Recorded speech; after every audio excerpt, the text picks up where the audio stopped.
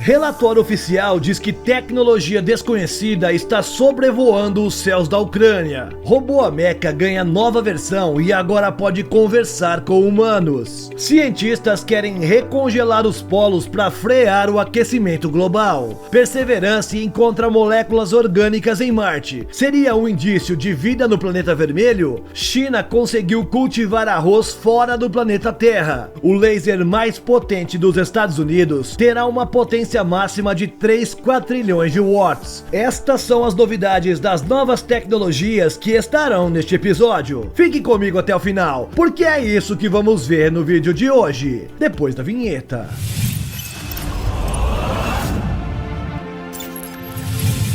E aí, impressionado e impressionada? Eu sou o Carlos Alves e lhe dou boas-vindas ao nosso canal Realidade Impressionante. Se você gosta do nosso canal, já deixe o seu like porque nos ajuda demais. Sem mais enrolação, bora pro vídeo!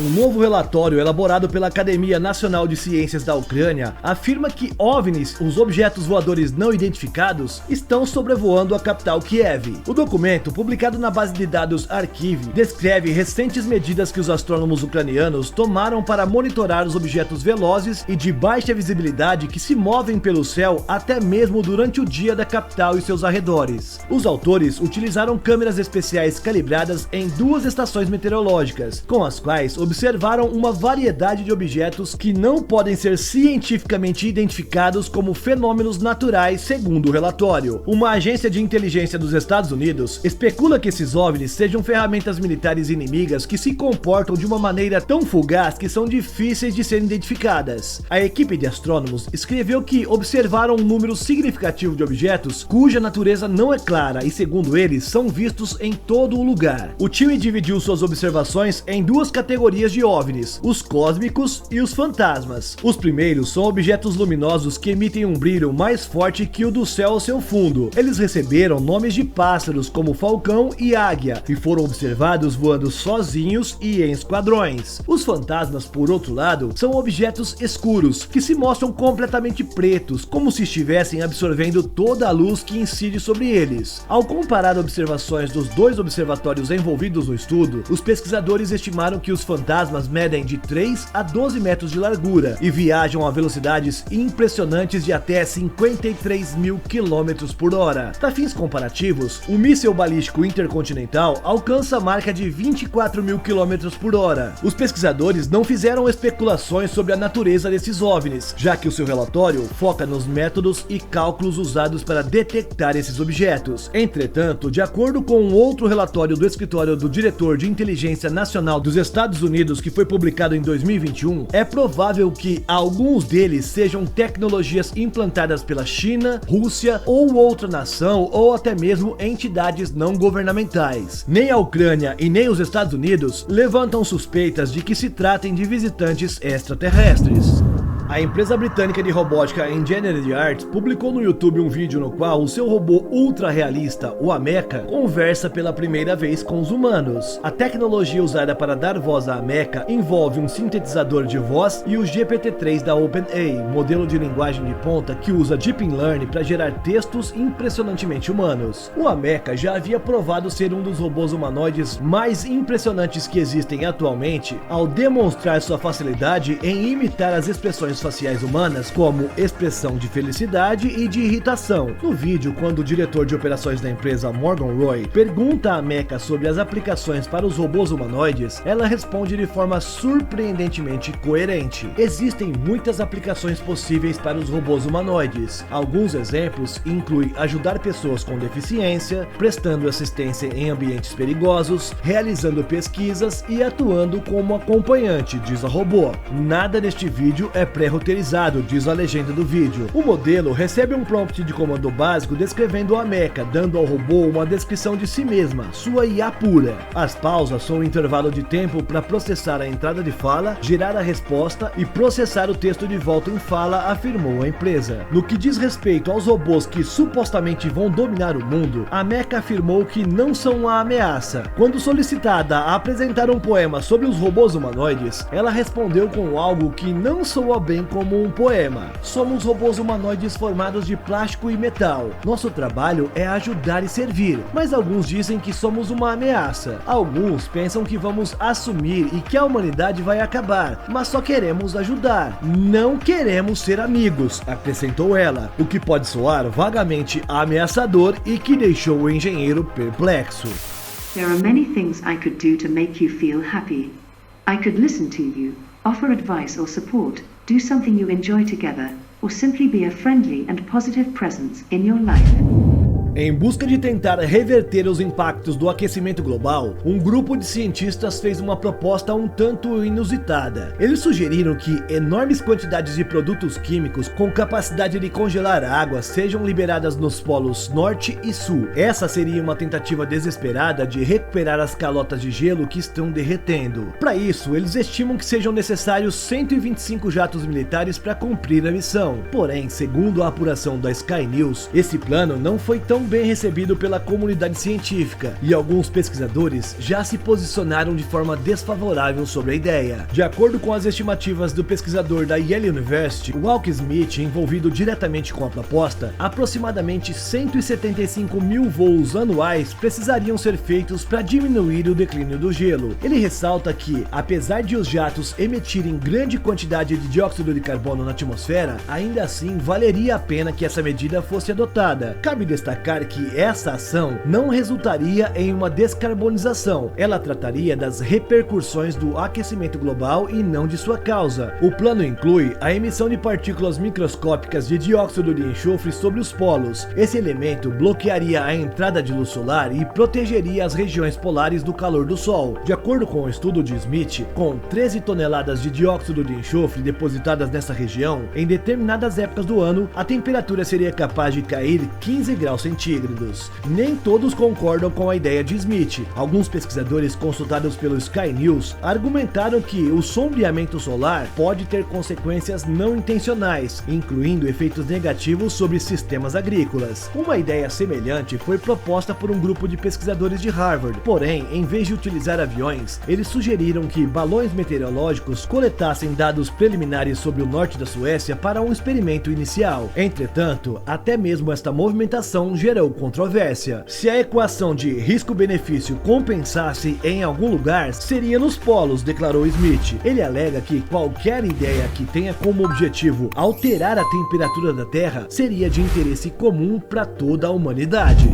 A esperança de encontrar sinais de vida em Marte ganhou um novo alento. O rover Perseverance tem explorado restos de um antigo delta de rio. A região está situada dentro da cratera Jezero, que abrigou um grande lago bilhões de anos atrás. No início de julho, o Perseverance coletou 4 amostras da formação do delta. O material foi obtido pela perfuração de rochas e mostra que essa parte de Marte pode ter sustentado organismos semelhantes à Terra no passado, podendo preservar sinais de uma possível vida microbiana até hoje. O cientista do projeto Ken Farley, do Instituto de Tecnologia da Califórnia em Pasadena, nos Estados Unidos, disse durante uma entrevista coletiva que as rochas que estão sendo investigadas no delta têm a maior concentração de matéria orgânica que já encontraram na missão. E é claro, as moléculas orgânicas são os blocos de construção da vida. Então, tudo isso é muito interessante, pois temos rochas que foram depositadas em ambiente habitável em lago que carrega matéria orgânica, acrescentou ele. Uma rocha do delta que o Perseverance recentemente experimentou e estudou tem 0,9 metros de largura, foi batizada de Wildcat Ridge e é particularmente intrigante. O instrumento Sherlock, um acrônimo que em português significa Digitalização de Ambientes Habitáveis com Raman e Luminescência para Orgânicos e Químicos, que é instalado no Perseverance, descobriu que a rocha está repleta de orgânicos que estão espacialmente associados a minerais contendo enxofre chamados sulfatos. Esta correlação sugere que, quando o lago estava evaporando, tanto sulfatos quanto orgânicos foram depositados, preservados e concentrados nesta área, disse a cientista do Sherlock, Sunanda Sharma, durante a coletiva. Na Terra, os depósitos de sulfatos são conhecidos por conservar os orgânicos e podem abrigar sinais de vida, que são chamados de bioassinaturas. Isso torna essas amostras e esse conjunto de observações algumas das mais intrigantes que fizemos até agora na missão e preenche parte da empolgação que a equipe teve leve quando nos aproximamos da frente do Delta, exaltou a cientista. Farley e Sherman enfatizam, no entanto, que esses compostos marcianos não podem ser considerados bioassinaturas. Os orgânicos podem ser gerados e colocados por processos puramente geológicos, e os dados coletados pelo Perseverance até agora não dizem o suficiente sobre o cenário de origem para fazer uma ligação. De fato, será muito difícil para a equipe da missão fazer tal determinação usando apenas as observações do rover, segundo Farley, pois a tarefa é complexa e o ônus da prova que uma alegada detecção de vida alienígena deve atender é muito alto.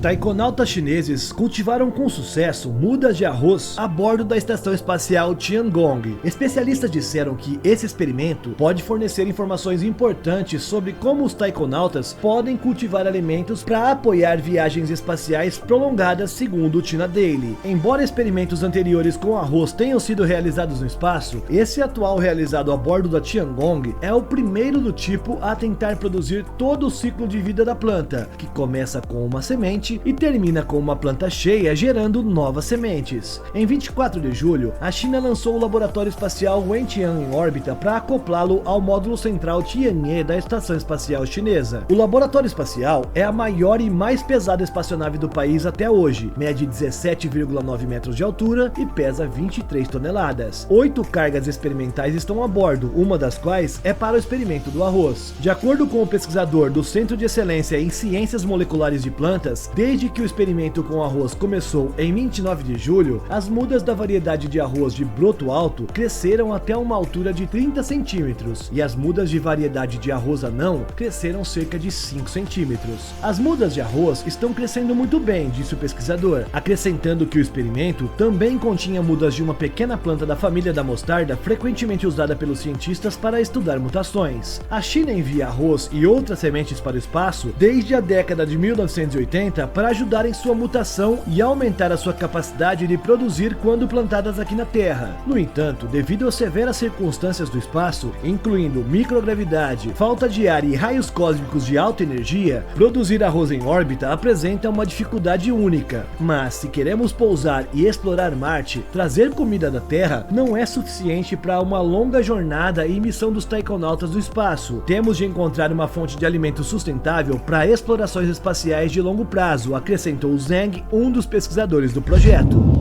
Um laser da Universidade de Michigan, que deve ser o mais poderoso dos Estados Unidos, está se preparando para enviar os seus primeiros pulsos de laser em um alvo experimental, explica um comunicado à imprensa. O laser, chamado Zeus, será usado para investigar a física quântica, bem como o espaço sideral. Espera-se que estudos usando o laser também ajudem a construir novas tecnologias em eletrônica e medicina. Durante a primeira execução, a equipe do Zeus iniciará o laser com uma potência de 30 trilhões de watts, o que representa aproximadamente 3% da saída dos lasers mais potentes atuais dos Estados Unidos e apenas 1% da potência máxima do Zeus. Quando estiver em potência máxima, terá impressionantes 3 petawatts ou 3 quatrilhões de watts. A primeira área-alvo para o laser é chamada de alta repetição, que é usada para pulsos de laser mais frequentes, mas de menor potência. Isso será usado para ajudar a explorar um novo tipo de imagem de raio-x. O ex-aluno de Michigan, Franklin Dollar, professor associado de Física e Astronomia da Universidade da Califórnia, Irvine, está liderando essa investigação. Dollar e sua equipe usarão os Zeus para enviar pulsos de laser infravermelho em um alvo de gás de hélio para transformá-lo em plasma. O plasma então vai acelerar os elétrons para altas energias, produzindo pulsos de raio-x extremamente compactos. Estes poderiam ser usados na medicina para reduzir bastante a quantidade de radiação aplicada em um paciente enquanto se obtém imagens de raio-x de tecidos moles e tumores. O primeiro teste, que ocorrerá na área-alvo do experimento de assinatura dos Zeus, deverá ocorrer em 2023. Ele usará o laser para gerar um feixe de elétrons de alta velocidade que será executado diretamente nos pulsos de laser. Isso simulará um pulso de laser de zeta-watt, 1 milhão de vezes mais poderoso que a saída de 3 petawatts dos Zeus para os elétrons. O laser também ajudará os cientistas a simular as condições de objetos extremos no espaço sideral, incluindo magnetares e objetos como núcleos galácticos, que são cercados por plasma extremamente quente. Podemos recriar a microfísica do plasma quente em campos extremamente fortes no laboratório, disse Louise Willingale, diretora associada do Zeus e professora associada de engenharia elétrica e de computação.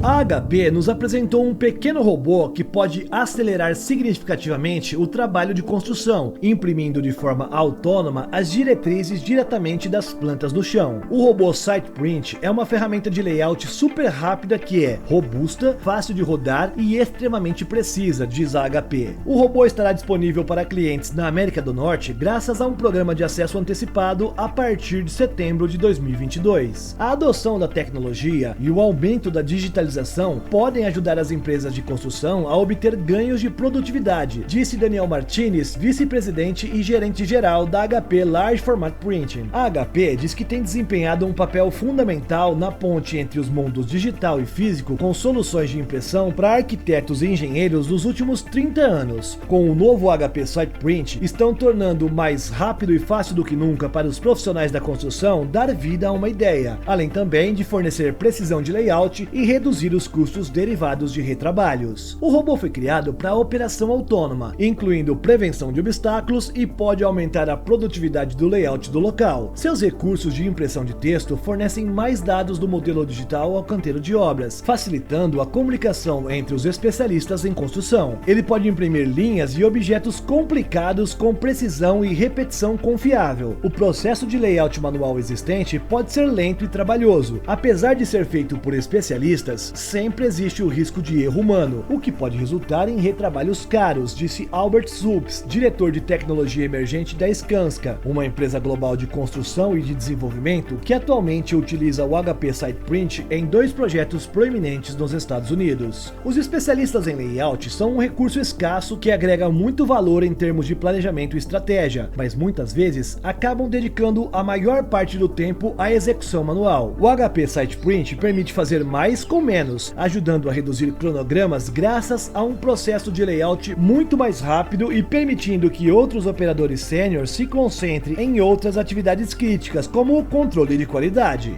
E aí, gostou desse vídeo? Se sim, não esquece de se inscrever por aqui. Isso nos ajuda a crescer e ter mais relevância dentro do YouTube. Com isso, nosso conteúdo chega para mais amantes da tecnologia. Na sua tela tem 2 novas sugestões. Continue vendo os nossos vídeos. Muito obrigado por nos acompanhar e até o próximo!